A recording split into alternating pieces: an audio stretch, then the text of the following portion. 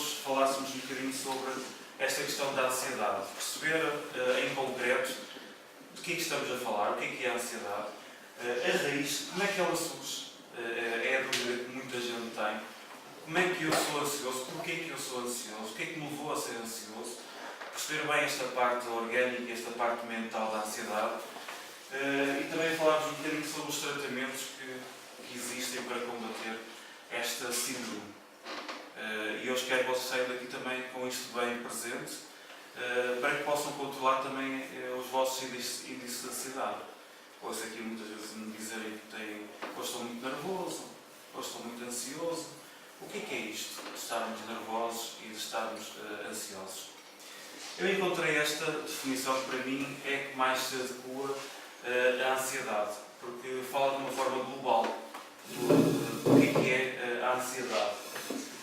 E este autor diz que é um movimento mental, na maioria das vezes acaba causando uma certa confusão mental, uma ineficiência na ação, um aumento da sensação de perigo e de incapacidade de livrar do mesmo, o que configura um ciclo vicioso. Identificam aqui algumas questões em vocês, ou não? Mas eu começo por dizer que hoje em dia é impossível o cidadão comum, até nós próprios, não desenvolvermos alguns níveis de ansiedade. É completamente impossível. Agora, nós em saúde mental separamos muito o stress da ansiedade exatamente por este fator. Entendem? Nós já estamos imbuídos numa sociedade de consumo, de competitividade, uma sociedade muito industrial, e isso leva muitas vezes a que o cidadão comum e todos nós vivemos estes índices de ansiedade um bocadinho mais elevados do que poderia ser esperado. Bom, isto de facto, o nosso organismo tem algumas ferramentas para combater os níveis da ansiedade, para lidar com o quê? Com a ameaça, com o desconhecido, com o medo. O nosso organismo tem essas competências para nos livrar disso tudo. Agora, a grande parte das pessoas, o que acontece é que não tem bem presente essas ferramentas, não é? E vive com muitos medos, muitas inseguranças, e aqui a ansiedade começa a criar um campo muito fértil para ter aqui algum desenvolvimento. Só para dar um exemplo, a ansiedade não faz parte só do ser humano. Existem até algumas teses a nível da parte veterinária que estuda a ansiedade até nos próprios animais, não é? Tem a ideia disso. Só que o erro que o ser humano começou a ter é que não lida da ansiedade para combater a sua sobrevivência. Ao contrário do animal. O animal utiliza a ansiedade para sobreviver. O ser humano começou a lidar mais com a ansiedade numa perspectiva de existência, não é? Para viver em sociedade. Daí que viver em sociedade hoje em dia é complicado e gera com algumas questões do nosso foro íntimo, não é? Que nos leva muitas vezes a ter índice de ansiedade um bocadinho mais elevados do que nós esperávamos. Mas no fundo, o que grande parte das pessoas fala quando sente ansiedade é exatamente isto. Dá alguma confusão mental, dá alguma ineficiência, a pessoa fica bloqueada na forma como quer agir, como vai agir. E depois isto vai a ser um ciclo muito vicioso, não é? Se nós habituarmos o nosso cérebro até a agir de uma determinada maneira, o que vai acontecer é que ele, de forma viciada e até só do ponto de vista automático, ele vai reagir sempre da mesma maneira às reações que nós temos, não é? E muita gente formata o cérebro a criar ansiedades, não é? Não faz um bocadinho de prevenção a nível da vossa saúde mental e depois leva a que as pessoas tenham uma ansiedade muito elevada.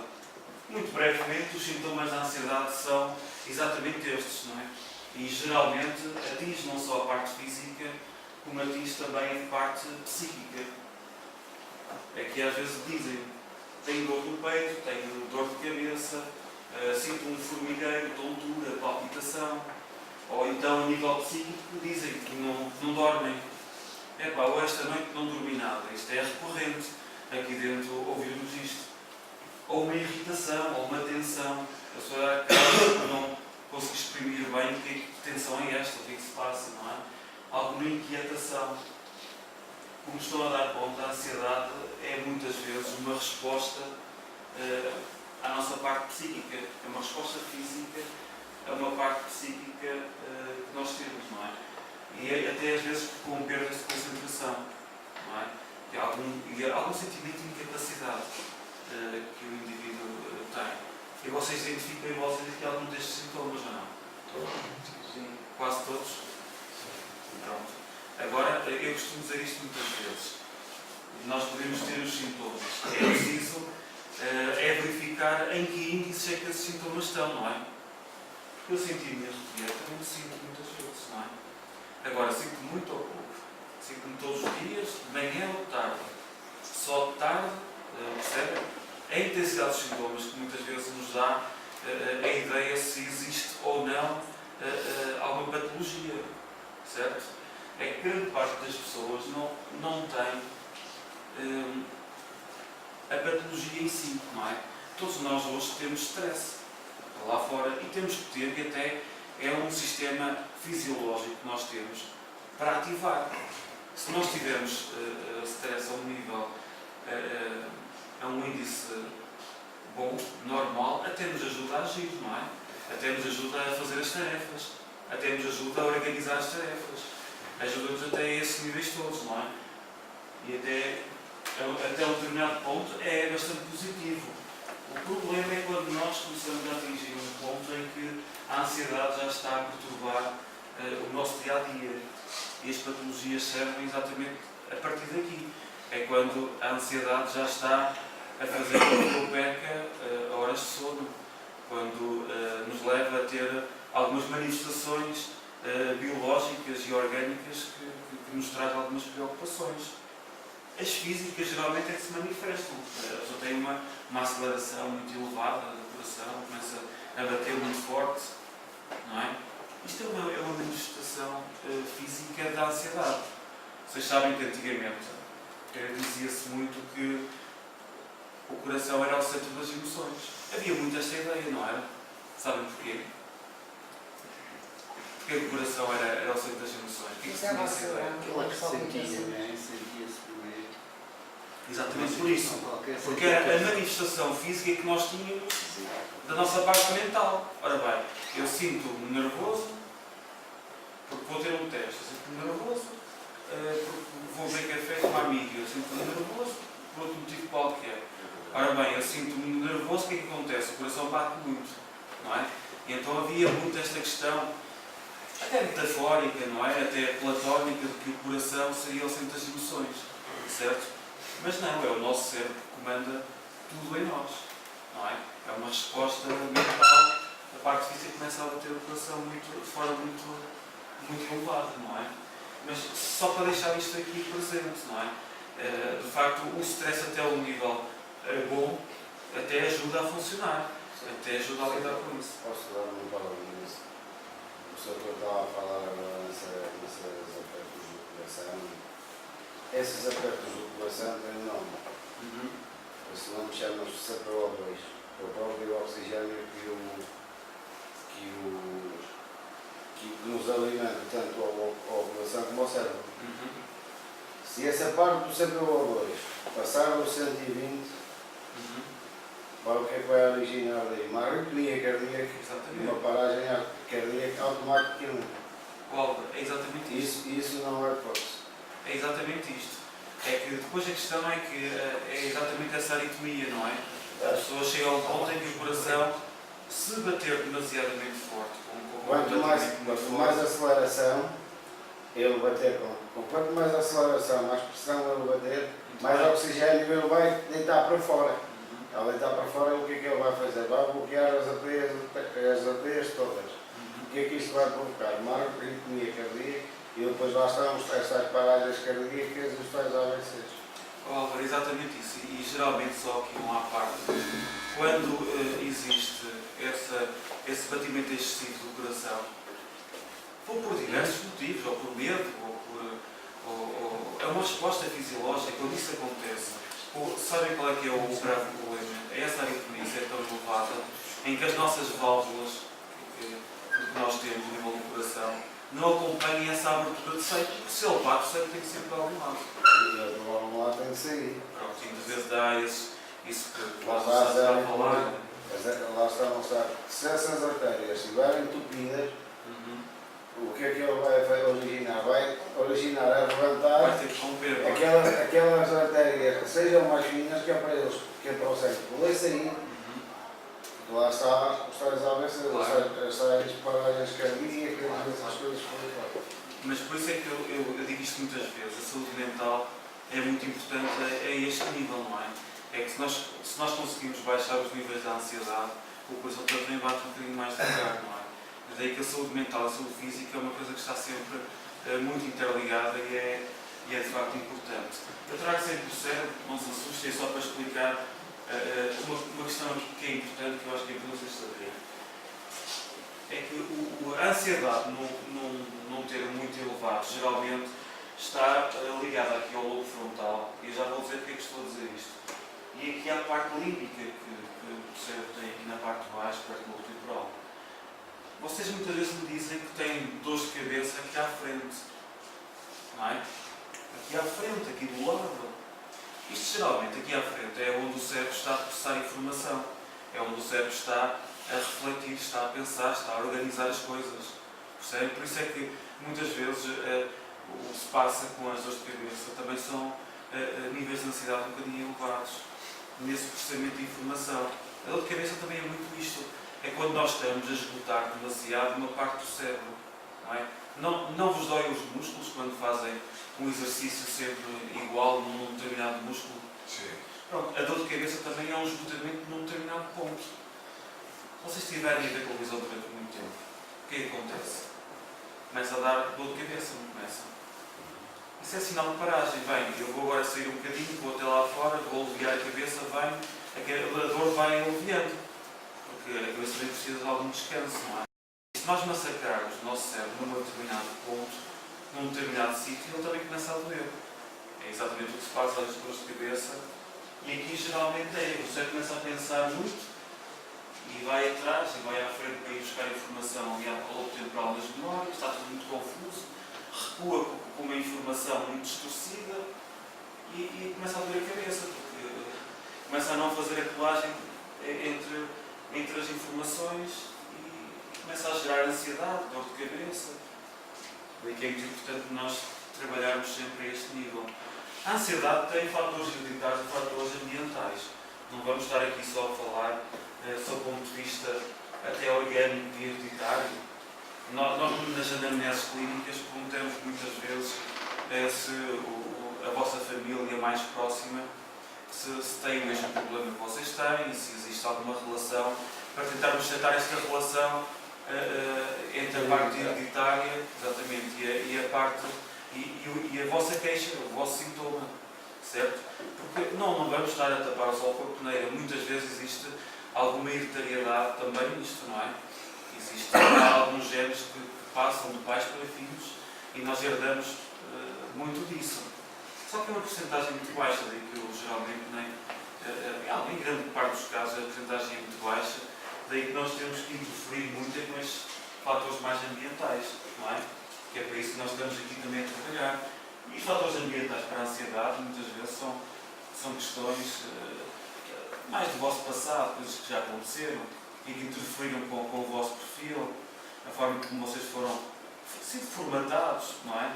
Geralmente pais mais exigentes, com um nível de controle muito elevado, às vezes gera também crianças mais inseguras. Há alguns estudos que apontam para isto. Daí que às vezes aqui falarmos sobre os fatores ambientais também é importante. Mas há uma coisa também que costumo sempre chamar a atenção. A ansiedade é uma resposta, muitas vezes, à depressão, certo? Porque a ansiedade é uma resposta muito fisiológica. Os sintomas que vocês ouvem falar da ansiedade e que nós passamos para aqui são fatores muito fisiológicos, é o bater do coração, é a transpiração, é as tonturas, é as vertigens. Tudo isto são fatores fisiológicos da ansiedade. Mas o que se passa muitas vezes é que as pessoas têm alguns núcleos depressivos aqui.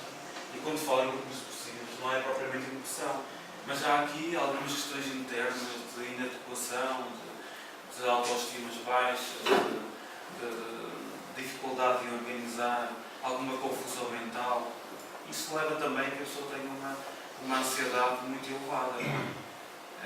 Daí que é importante estarmos aqui todos e também aqui você tentarmos falar um bocadinho sobre estas questões que vos traz até aqui, não é? Os vossos danos e consequências do vosso uso, algumas dificuldades que tiveram a lidar com algumas situações em algum momento que formatou um bocadinho o vosso cérebro a isso, não é? E a ansiedade depois atinge um pico muito elevado. A ansiedade muitas vezes é a dificuldade de adaptação. É o medo constante no desconhecido. Aí eu estar a antecipar uma coisa que ainda não aconteceu, mas eu estou a antecipar como essa coisa sendo muito difícil para mim, não é? E aqui é bom falarmos sobre questões mentais para diminuir os picos da ansiedade. Na avaliação que vos fiz, consegui identificar alguns quadros fóbicos, alguns ataques de pânico, medo, ansiedade. As fobias geralmente estão associadas a um caso específico, a um objeto, fobias a cobras, fobias a espaços abertos ou espaços fechados. São respostas muito fisiológicas.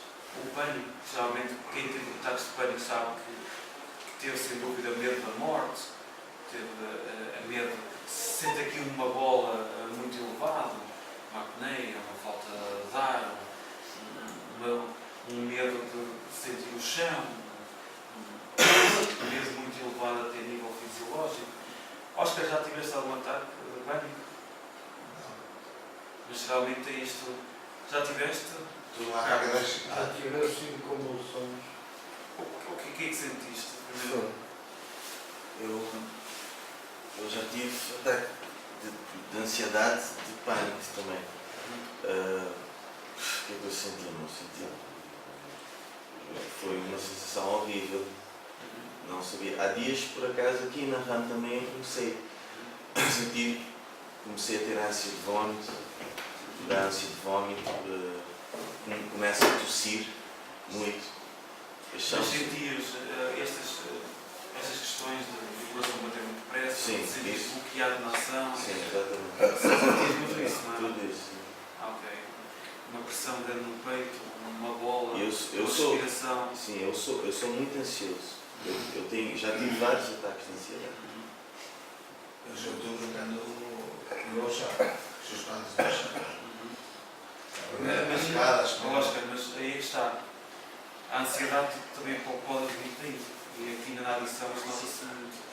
Que é, mas se pensares bem sobre a questão da ansiedade, nestas questões, até é a ânsia de procura, é a ânsia de passar o tempo e não ter a substância, é estar a antecipar algo que ainda não aconteceu. Será que eu vou conseguir ter a substância? Será que aquela pessoa está naquela hora para eu ir buscar essa substância? No fundo, repara, tu estás aí com medo do desconhecido, com medo de que as coisas não corram segundo um plano que tu estás a criar, certo? E a ansiedade é muito isto. Eu da ansiedade eu ligo muito ao medo. Ao medo e à falta de controle. Não é? O medo de nós não termos controle na determinada situação. Não é?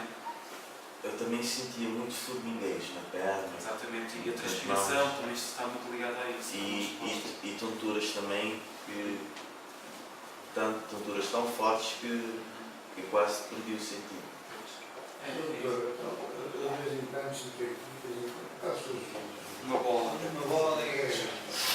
Até tenho que estar sempre a preparar pela coisa, para ver se Oscar, está relacionado com a ansiedade. Pedro, geralmente a secura da boca, É que a garganta, aqui uma bola na garganta, são todos sintomas de que há aí um mal-estar interno teu, percebes? Por isso é que eu nunca separo a ansiedade da depressão. São duas síndromes que se juntam muito. Porque uma estabilidade emocional boa, a pessoa geralmente, quando tem uma estabilidade emocional muito boa, conhece tão bem a ele próprio, não é? Sabe como é que há de lidar mediante as situações. E eu aí já vou perder um bocadinho o medo. E se vou perder o medo e saber antecipar de forma saudável e não estar a criar fantasmas na minha cabeça, a ansiedade já não existe tanto, não é? Percebes? Mas geralmente isso são sintomas, sem dúvida, da ansiedade. Vamos falar só muito rapidamente aqui sobre os tratamentos para esta ansiedade. Existe a terapia farmacológica e existe a terapia para modificar as representações mentais. Eu dou só um exemplo muito rápido. A fobia está dentro de um quadro de ansiedade, certo? Eu sou uma fobia a uma cobra. O que está a acontecer na minha cabeça é que eu tenho a cobra como um objeto muito perigoso para mim. Eu tenho uma representação mental de cobra que não é real, certo? Mas há o medo da cobra, que muita gente tem, e a fobia à cobra, são duas coisas muito diferentes, não é? E a fobia à cobra é um pico de ansiedade tão elevado que me está a distorcer a imagem real de cobra, certo? Agora vocês perguntam, como é que eu posso combater, como é que eu posso curar uma fobia a uma cobra? Como é que vocês podem dizer, bem, eu deixei de ter fobia à cobra? Quando? Aproximar-se. Com experiências positivas com a cobra. Ora, aí está. É o aproximar da cobra que me vai levar mais tarde. Imaginem só esta situação. Eu tenho uma má ideia do Carlos. Vamos supor, não tenho, mas vamos supor que eu tenho, certo? Eu só aproximo-me do Carlos e conhecendo o Carlos, não é? É que eu posso ter uma ideia positiva ou errada do Carlos. Entendem? Nas fobias, geralmente nós temos o exacerbar de uma imagem negativa ou uma ameaça para nós, certo? Nós só conseguimos combater isso alterando aqui algumas representações mentais, entendem? Agora é assim, para já, eu acho que é importante nós diagnosticarmos e avaliarmos se a pessoa está a ultrapassar índices de ansiedade que levam a pensar que a pessoa tem uma síndrome, entendem? Isso é o ponto número 1, porque a pessoa até pode ter só níveis de ansiedade elevados, mas pode não estar a ultrapassar esse índice, não é? E existem algumas terapias farmacológicas, não é? A medicação faz um efeito com um tratamento curto, pode até levar a pessoa a conseguir refletir sobre os seus sintomas. Eu, se estiver muito nervoso, é óbvio que eu não vou conseguir refletir sobre mim próprio, não é? E esta ativação química rápida vai conseguir com que eu baixe a ansiedade e consiga pensar sobre as situações, pensar sobre o tipo de ansiedade que tenho, o grau de ansiedade que eu tenho, sobre o que me leva a ter ansiedade. Mas depois eu acredito muito nesta terapia de alterar as representações mentais. É um trabalho contínuo que leva a criar à pessoa alguma estrutura mental. Não é? Essa estrutura mental vai levar a pessoa a combater este nível de ansiedade e a baixar esses índices. Não é? E geralmente com este objetivo de programa terapêutico, geralmente existe formas de relaxamento progressivo dos músculos. Há uma técnica que até é boa para relaxar o músculo, que é uma técnica de respiração, que em neurociências nós utilizamos muito. Que exatamente, existem alguns exercícios, até aconselha-se muito a parte abdominal, que geralmente assume-se como sendo um centro emocional muito elevado. Exatamente, que é muito bom. Mas existe, tentem um dia fazer isto que eu vos vou dizer, que às vezes ajuda. Não é? Há uma técnica de respiração que é inspirar durante 4 a 6 segundos, parar a respiração durante 3 segundos e libertar a respiração durante 6 segundos. Fazer isto 3 vezes por dia, conforme vais inspirando, contares até 6. Bloqueias o ar durante 3 segundos e depois libertas o ar durante 6 segundos. Entendes? Isto obriga a oxigenar o cérebro. É uma questão muito importante. Pronto, isso é muito bom. Não é? Nós procuramos com isto encontrar algumas sinapses, até cerebrais, não é? E isto ajuda a aliviar certas zonas do cérebro responsáveis por até a ansiedade. Depois não se esqueçam outra coisa. O transporte que nós temos de levar nutrientes ao cérebro é através do oxigênio. Quanto mais oxigenado o nosso cérebro estiver, até mais saudável ele poderá estar. É até a forma de levar os nutrientes. Entendem? Tomar às vezes um multivitamínico mas não fazer alguma prática de respiração, às vezes está lá porque a pessoa não tem os efeitos tão desejados como quer, não é? Porque é uma forma de transporte muito importante. Mas depois é nesta avaliação e análise do que é que desencadeou a ansiedade, a reconstrução deste processo, a abertura para novas perspectivas de conduta de vida, é que a gente quer deixar de ter ansiedade, mas não quer mudar o estilo de vida, não é? É que a gente tem um nível de consumismo até muito elevado, mas também não quer deixar esse consumismo. Há pessoas que têm representações mentais e até expectativas demasiado elevadas para aquilo que é capaz de fazer, mas também não quer deixar de ter essas expectativas. Então também nunca vai deixar de ter uma ansiedade a um pico tão elevado. E é depois trabalhar o parar, o descansar, o não pressionar, o aprender a tomar fogo antes de qualquer coisa. Entendem? Eu queria só deixar aqui esta mensagem, que me parece muito importante. Nós, em saúde mental, para baixarmos índices, ou até para melhorarmos índices, muitas vezes temos que modificar o nosso comportamento. Não é? Eu, se quiser continuar a ter a mesma vida estressante, ou se aqui quiserem continuar a ter hábitos de consumo, ou hábitos de procura de consumo, como é que o pico de ansiedade pode baixar? Não é? Não é muito positivo isso, certo? Até porque a substância também leva a um elevar de ansiedade. Por isso é que eu acho que aqui todos juntos, acho que aí, através do modelo Minnesota, acho que podem partilhar, botar cá para fora, pode ajudar a resolver muitos problemas que têm aí dentro. Daí que eu acho que é necessário aproveitarem ao máximo também estarem aqui para libertar, porque muitas vezes têm um copo cheio de pólvora prestes a arrebentar. Enquanto não arrebentarem e não libertarem essa pólvora que têm aí dentro, também o pico de ansiedade também vai ser muito difícil de baixar. Tem alguma pergunta, algum comentário a fazer? Não. Ok, então muito obrigado